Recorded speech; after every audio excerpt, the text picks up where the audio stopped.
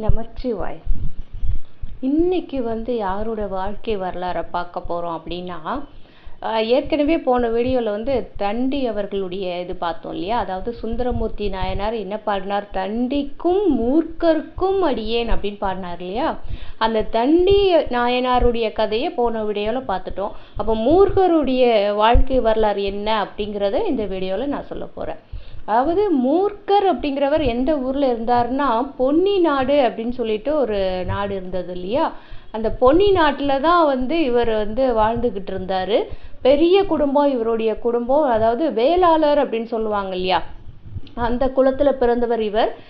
சிவ தொண்டு அப்படிங்கிறது இவருக்கு இயல்பாகவே இவருக்கு இருந்தது. சிவபெருமான் மீது பற்று அப்படிங்கிறது எப்போ இவர் பேச ஆரம்பிச்சாரோ, எப்போ இவருக்கு விஷயங்கள் எல்லாம் உலக விஷயங்கள் எல்லாம் புரிய ஆரம்பிச்சதோ, அப்போலேருந்தே இவருக்கு சிவபெருமான் மீது மிகுந்த பற்று இருந்தது.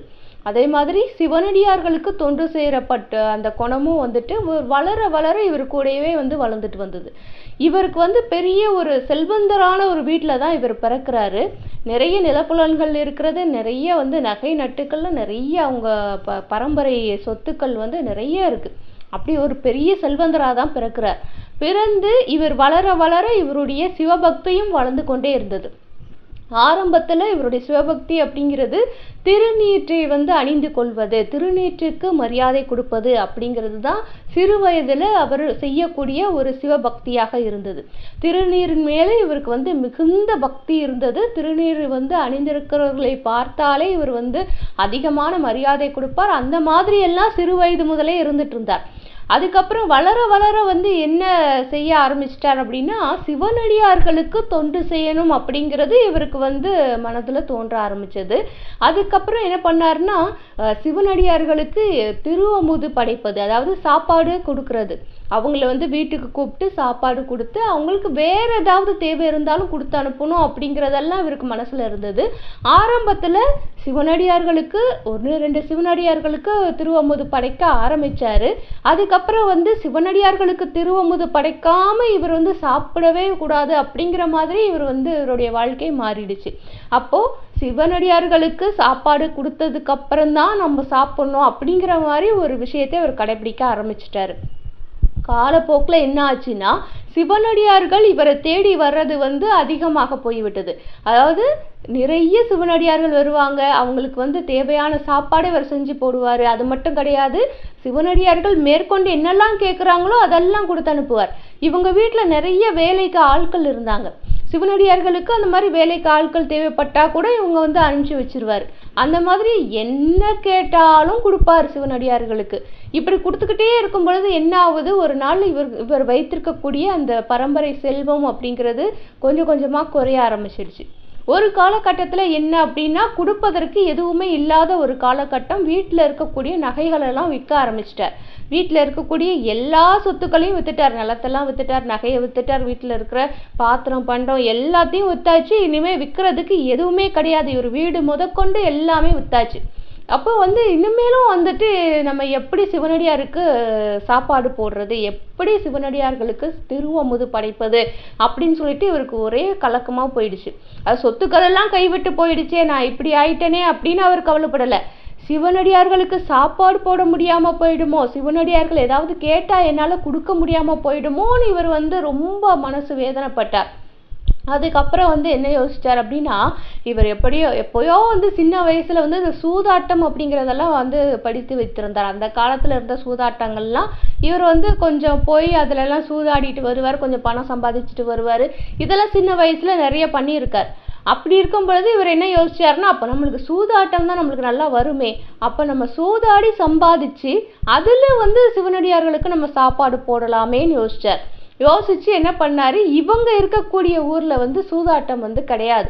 அப்ப என்ன பண்ணாரு, நம்ம எந்த ஊர்ல சூதாட்டம் இருக்குதோ அந்த ஊருக்கு போவோம், அங்க இருக்கக்கூடிய சிவபெருமானை வணங்கிக்குவோம், அங்க இருக்கக்கூடிய சூதாட்டத்துல விளையாண்டு சம்பாதிச்சு நம்ம சிவனடியார்களுக்கு சாப்பாடு கொடுக்கலாம் அப்படின்னு சொல்லிட்டு ஊர் ஊரா போக ஆரம்பிச்சிட்டார். இப்படி போய்கிட்டே இருக்கும் பொழுது ஒரு ஊருக்கும் போவார். அங்கே இருக்கக்கூடிய சிவபெருமானை கோயிலுக்கு போயிட்டு சிவபெருமானை வணங்குவார். அதுக்கப்புறம் சூதாட்ட இடத்துக்கு சூதாடுவார். சூதாட்டத்திலும் இவருக்கு என்னன்னா நிறைய பொருள் சேர ஆரம்பித்து விட்டது. அதாவது என்னன்னா, ஆரம்பத்துல முதல்ல போய் சூதாடும் பொழுது இவர் கையில் அந்த பணைய பொருள் சொல்லுவாங்களே, சூதாட்டம் அப்படிங்கிறது பணைய வச்சு விளையாடுறது தான் வந்துட்டு சூதாட்டம் அப்படிங்கிறது. அப்போ முதல்ல போய் இவர் என்னத்தை பணயமா வைக்கிறாரோ அது வந்து இழந்துருவார். ஆனால் அதுக்கப்புறம் எத்தனை விளையாட்டு விளையாண்டாலும் அந்த சூதாட்டத்தில் இருக்கிற பணைய பொருட்கள் எல்லாமே இவருக்கு வர்ற மாதிரி இவருக்கு வெற்றிகள் குவிந்துக்கிட்டே இருக்கும். முதல் ஆட்டத்திலே தோப்பார், அதுக்கப்புறம் எத்தனை ஆட்டம் விளையாண்டாலும் ஜெயிச்சுட்டு வருவார். இதுதான் வந்து இவர் எங்கே போனாலும் இவருக்கு அந்த மாதிரி தான் வந்து நடக்கும். அதே மாதிரி தான் வந்துட்டு ஊர் ஊராக போகிறாரு, ஜெயிக்கிறாரு. ஜெயிச்சதுக்கு அப்புறமும் அத்தனை பொருட்களையும் என்ன பண்ணுவாருன்னா, நேராக வந்து சமையல் செய்வாங்க இல்லையா, அவங்க கிட்ட கொண்டு கொடுத்து இதுக்கு நீங்கள் சமைச்சு கொடுங்க அப்படின்னு சொல்லிட்டு வாங்கி அந்த சமையலை வந்துட்டு சிவனடியார்களுக்கு திருவமுது படைப்பார். மேற்கொண்டு சிவனடியார்கள் ஏதாவது கேட்டால் கூட மேற்கொண்டு சூதாடி சம்பாதிச்சு அவங்களுக்கு வந்து என்ன வேணுமோ செஞ்சு கொடுப்பார். இதே தான் வந்து பண்ணிக்கிட்டு இருந்தார். அதுக்கப்புறம் என்ன ஆச்சு அப்படின்னா, சூதாட்டத்தில் யாராவது முன்ன பின்ன முரணா பேசினா, அதாவது வாக்கு தவறி பேசுதல் அப்படின்னு இருக்கு இல்லையா, இதுதான் நடக்கும் அப்படின்னு நம்ம சொல்லி சூதாடுறோம், பணைய வைக்கிறோம். ஆனால் வந்துட்டு கொஞ்ச நேரம் ஆனால் இல்லை இது இப்படி நடக்காது அப்படின்னு தெரியும் போது அதை மாற்றி பேசுகிறாங்க இல்லையா, அந்த மாதிரி மாற்றி பேசுறது இவருக்கு பிடிக்காது. ஆரம்பத்தில் என்ன சொன்னாங்களோ அதை கடைசி வரைக்கும் அந்த மாதிரியே விளையாடணும், அப்படி விளையாண்டாதான் இவருக்கு பிடிக்கும். அதை யாருன்னா மாற்றி பேசினாங்க அப்படின்னா, இவர் உடைவாள் வச்சிருப்பாரு, வாள் அந்த உடைவாள் கத்தி மாதிரி ஒரு வாள் வச்சிருப்பாரு. அந்த வாளை எடுத்து என்ன பண்ணுவாருன்னா, யார் வந்து மாற்றி பேசுகிறாங்களோ அவரை வந்து குத்திடுவாராம். அந்த அளவுக்கு இவருக்கு கோபம் வருமா, வார்த்தை மாதிரி பேசுகிறான். அதனால தான் வந்து இவரை வந்து என்ன சொல்லுவாங்க, நற்சூதர் அப்படின்னு சொல்லுவாங்க. அதாவது சூதாடுறதுலேயே வந்துட்டு இவருக்கு சில கெட்ட விஷயங்கள் எல்லாம் அவருக்கு பிடிக்கல. அதனால நல்ல விதமாக சூதாடக்கூடியவர் அப்படிங்கிறத ஒரு இதாக வச்சு இவருக்கு என்ன பேர் கொடுத்தாங்கன்னா, நற்சூதர் அப்படின்னு சொல்லிட்டு ஒரு பேர் கொடுத்தாங்க மக்கள்லாம் சேர்ந்து. இருந்தால் கூட இவர் வந்து என்ன செஞ்சாரு, சூதாடுவார், சம்பாதிப்பார். ஆனால் அதில் ஒரு பைசா கூட நம்மளுக்கு, நம்ம வீட்டுக்கு, நம்ம குடும்பத்துக்கு எடுத்து வச்சுக்கணும் அதெல்லாம் கிடையாது. எவ்வளவு வந்தாலும் சரி அத்தனையும் வந்து சிவனடியார்களுக்கே கொடுத்துருவார். இதனால தான் வந்து தொடர்ந்து அவர் எத்தனை சூதாடினாலும் அதில் வந்து பெரும் பொருளை ஈட்டக்கூடியவர் அவராக இருந்தார். சூதாட்டத்திலே வந்து ரொம்ப பிரபலமாக இருந்தார் அப்படின்னே சொல்லலாம். அந்த அளவுக்கு பொருள் சேர்ந்துருச்சு. வேற யாருன்னா இருந்தாங்கன்னா வீடு வாசல் வயல்னு எல்லாம் வாங்கி அவங்களுக்கு தேவையானதெல்லாம் வந்து செஞ்சுப்பாங்க. அந்த அளவுக்கு காசு சம்பாதிச்சார்.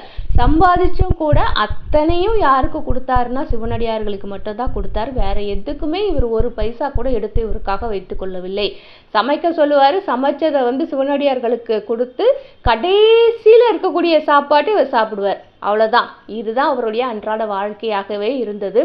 இந்த பக்திக்கு மெச்சி தான் வந்து சிவன் வந்து என்ன பண்ணிட்டாரு அப்படின்னா, இவருக்கு வந்து இவருடைய வாழ்க்கை காலம் முடிந்த பிறகு தன்னுடைய பாதத்தில் இவருக்கு வந்து இடம் கொடுத்தார். அது மட்டும் கிடையாது, எப்பொழுதுமே என்னுடைய வலப்பக்கத்தில் இருக்கக்கூடிய ஒரு சிறப்பான ஒரு இடம், 63 நாயன்மார்கள் இருக்கக்கூடிய இடம், அதுதான் சிவபெருமானுக்கு வலப்பக்கத்தில் இருக்கக்கூடிய இடம்.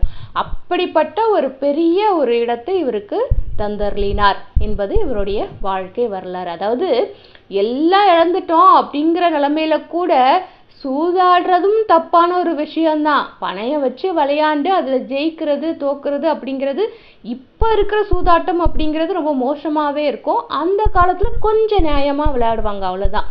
அப்படி இருக்கும் பொழுது அப்படியாவது சம்பாதிச்சு அதையும் வந்து சிவனடியார்களுக்கு தான் கொடுத்தார். அதுலேயும் வந்து சிவபெருமான் இவரை வந்து நிறைய சம்பாதிக்க வச்சார். நான் சொன்ன மாதிரி தான், முதல்ல ஆடுற ஆட்டத்தில் தோத்துருவார். அதுக்கப்புறம் வந்து 100 ஆட்டம் ஆடினா கூட இவர் தான் ஜெயிப்பார். அந்த மாதிரி தான் வந்து சிவபெருமான் இவருக்கு அருள் புரிந்தார். அப்போ கூட வந்து இவர் கொஞ்சம் எடுத்து வச்சுப்பாரா, என்னதான் பண்ணுறாரு, இவ்வளோ செல்வம் கொடுத்து பார்ப்போம் இவர் என்னதான் பண்ணுறாரு இந்த கஷ்டத்தில் அப்படின்னு சிவபெருமான் இவருக்கு அருள் புரிந்து சூதாட்டத்திலே வந்து சிறந்த செல்வம் சேர்க்கக்கூடிய ஒரு நிலைமையை இவருக்கு உருவாக்குனார். அப்படி உருவாக்குனா கூட அத்தனை செல்வங்களையும் இவர் யாருக்கு கொடுத்தாருன்னா சிவனடியார்களுக்குத்தான் கொடுத்தார். அது அந்த ஒரு பக்திக்கு மெச்சி தான் இவருக்கு 63 நாயன்மார்களில் ஒருவராக இருக்க தகுதியானவர் அப்படின்னு சொல்லிட்டு நம்மளுடைய சிவபெருமான் இவருக்கு இடம் கொடுத்திருக்கிறார்.